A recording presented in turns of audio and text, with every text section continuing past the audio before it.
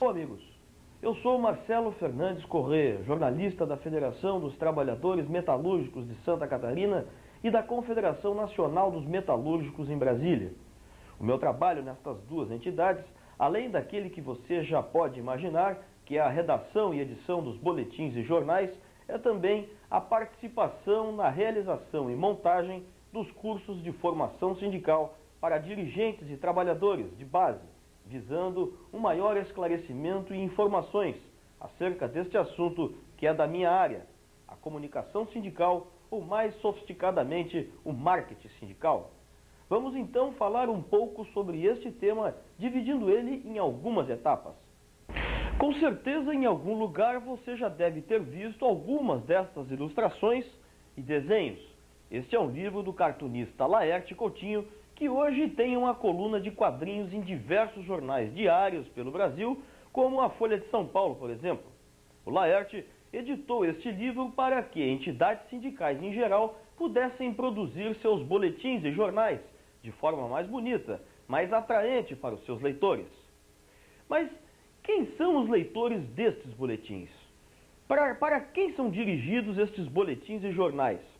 Pelo país afora, são produzidos por mês milhares destes materiais, assim como este, especialmente para o trabalhador. Vamos falar um pouco da importância deste pequeno material de comunicação para a organização e mobilização da categoria profissional. Você já deve ter notado que os jornais diários, esses grandes, pequenos e médios jornais que estamos acostumados a comprar nas bancas, trazem um noticiário muito raro sobre os assuntos que tratam mais diretamente dos problemas do trabalhador. Não vamos nos preocupar em analisar aqui por que isso acontece, por que a imprensa em geral não dá o tratamento que deveria às questões dos assalariados. Mas vamos tentar entender por que o boletim informativo do seu sindicato torna-se tão importante diante desta deficiência da imprensa em geral. Ora, se os jornais de maior circulação não trazem o noticiário que nos interessa profissionalmente, é fácil concluir que os veículos de comunicação, enquanto empresas de comunicação, não estão lá muito interessadas em defender ou discutir de forma mais específica os problemas que afligem uma determinada categoria, a metalúrgica, por exemplo. Por outro lado, se existe no seu sindicato uma publicação regular que traz a opinião e a palavra dos seus dirigentes e as avaliações e notícias de interesse direto dos trabalhadores, este boletim começa a ganhar a sua importância e o seu valor. Agora vamos pensar um pouco sobre o que está acontecendo com a sua categoria e o que poderá ser melhorado para que você e o sindicato estejam em sintonia no trabalho diário de defesa dos seus interesses. Em primeiro lugar, é importante saber se o sindicato está editando um boletim ou jornal para a categoria. Se não estiver, vamos tomar a primeira iniciativa: procurar o diretor, procurar a entidade e sugerir que isso comece a ser feito. Cobre isso do seu dirigente sindical. E por que faríamos isso? Em primeiro lugar, porque se você não cobrar da diretoria aquilo que é do seu interesse, a quem você irá recorrer, senão o seu sindicato? O sindicato é o quartel-general profissional. Ele deve ser o seu guardião dos seus direitos.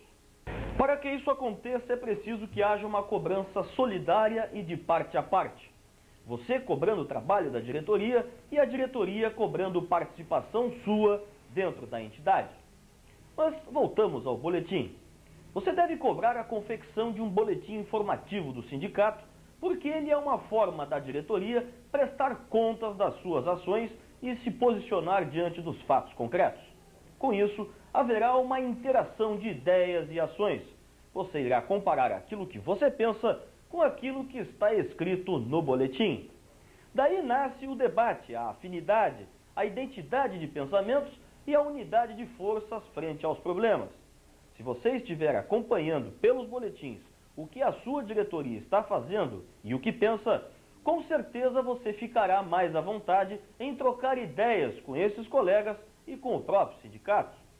Isso fortalece a sua autoridade como trabalhador, porque você sabe que atrás de você existe um sindicato que pensa como você, que está organizado por você e que lutará fortalecido com você e seus companheiros diante das dificuldades.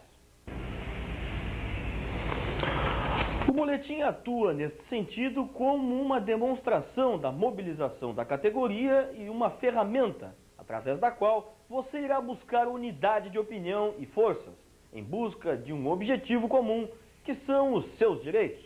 Portanto, cobre a existência e a manutenção de um boletim. Ele é mais uma arma que o seu sindicato pode ter. Outro detalhe a destacar é a qualidade deste boletim. Confira se o conteúdo lhe agrada.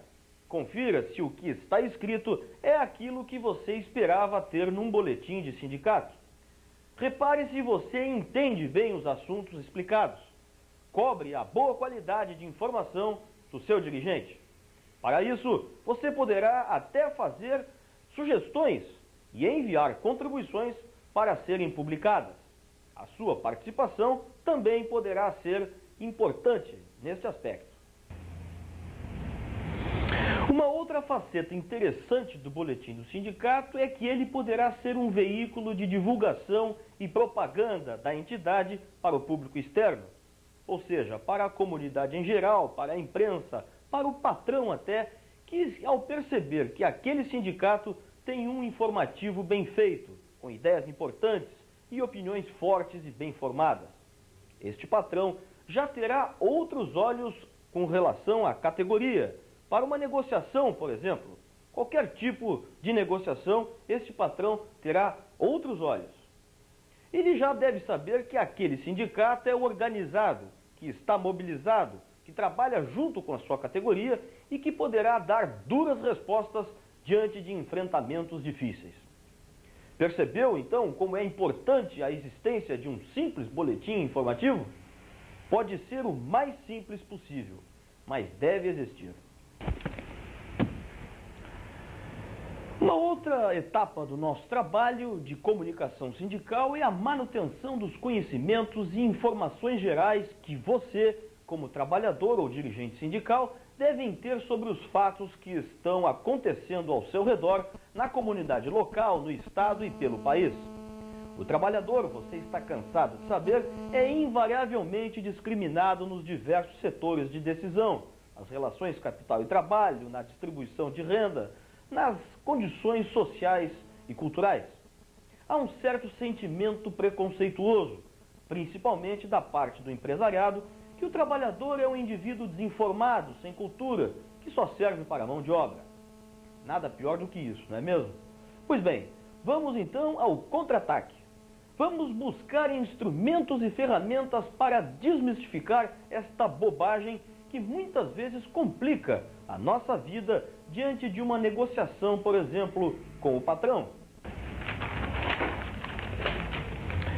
É muito importante que você esteja bem informado sobre tudo aquilo que mexe com a economia do país e com o seu bolso.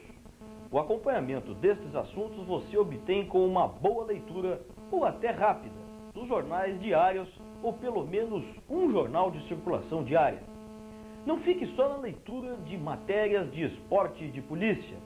Não passe simplesmente os olhos pelas manchetes e títulos das páginas. Nas sessões de economia, política, também preste um pouco de atenção, numa leitura mais atenta nos textos. Leia com interesse as notícias e saiba o que poderá mudar na economia, no salário, leis, planos, pacotes, análises e repercussão de fatos.